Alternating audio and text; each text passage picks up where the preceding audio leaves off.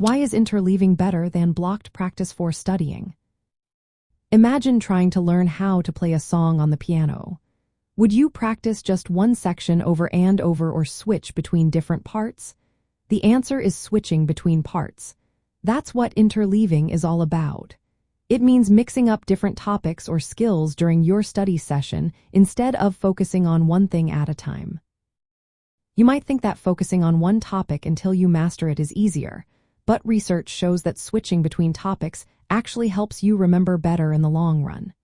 When you study one subject repeatedly, like doing math problems of the same type, your brain gets used to that specific pattern. It feels easy because you're just repeating what you already know. But that doesn't mean you're really learning how to apply that knowledge in different situations. Interleaving forces your brain to retrieve different strategies and recognize subtle differences between problems. This makes your understanding stronger and more flexible. Plus, switching topics keeps your mind engaged and prevents boredom. It's like giving your brain a little workout with each change. When you alternate between subjects, you're practicing how to recognize when to use different skills, which is very close to how real life works. You don't just face one type of problem all the time.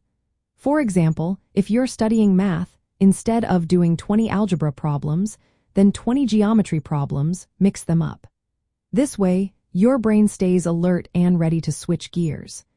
It might feel harder at first because it's more challenging to keep track of different topics, but that difficulty is what makes the learning stick better. Blocked practice might give you quick confidence because you see immediate progress, but that progress doesn't last as long. Interleaving helps you remember and apply what you learn days or even weeks later. So, if you want to study smarter and really master your subjects, try mixing things up. It's a simple change that makes a big difference in how well you learn and how confident you feel when using your knowledge.